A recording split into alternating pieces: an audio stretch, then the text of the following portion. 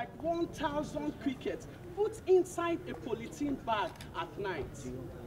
They say that living with you is like the frustration of using a kerosene stove to cook tomatoes for stew or washing bitter leaf for sweetness. They even argue that you are not so beautiful, that your so-called sexy eyes are like low current bulbs in Ajegunle, and that your trending catwalk is like a moving wheelbarrow, the one you see at Masha Kilo. And that when you wear your makeup and they come to see you, it's like visiting a resident masquerade after a festival. They talk and talk. They try to spoil my poem. They try to spoil your beauty. But they forget to know that I know your beauty. I've felt your skin. I've experienced your lips. And I've come to realize that those who think that the lips of all women are the same, they have not tasted yours. Why? Your lips are appetite syrup. Your lips are quick oral solution to permanently cure ulcer.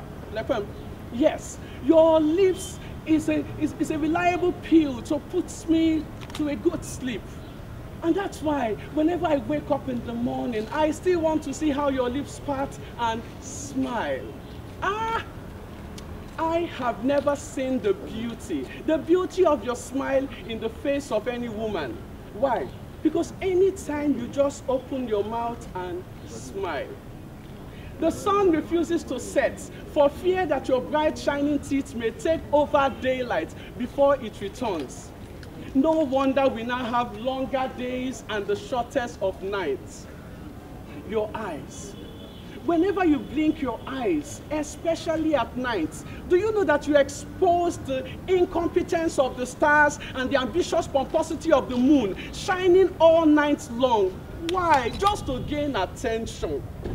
But your eyes, with just a simple spark, you power my 2 rooms and parlor self-contained all night long.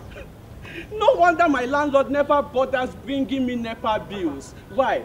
Because you are my prepaid meter, my inverter, my solar, my transformer. Oh baby, Iyawomi, please contest for 2019 election and become the next Minister of Power. Thank you.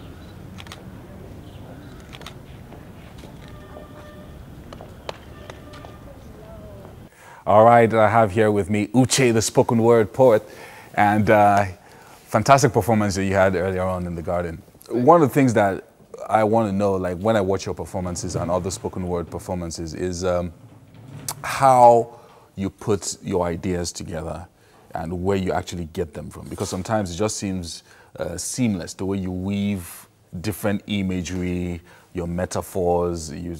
Sometimes you start from politics, then you enter romance, then you just go into another direction, maybe religion, and then you come back. So how do you do that? How do you weave all of that together? The first thing is that I don't try to make poetry. I only try to be myself. And for myself, I am an emotional person. I get to react to situations in my closet. So when always I'm there, I'm in my closet, like I spend more time with myself. The next thing I'll do to console myself is try to do poetry of that situation, and that's how I feel fine. Right, so it's almost like, for many poets, when I was younger, I used to write poetry, but you know, that was years ago. And I know that usually for many poets, it's sort of like an expression of maybe how they're feeling at the moment, or maybe a reaction to an event, or some kind of trauma.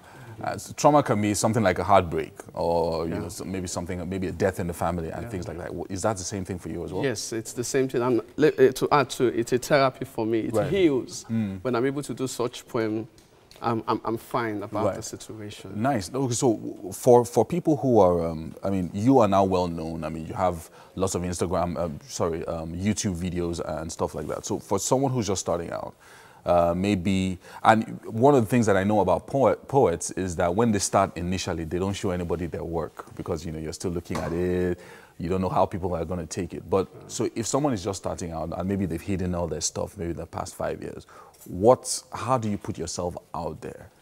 How do you find confidence and things like that to be able to present in front of groups? I think the first thing is to believe in your work.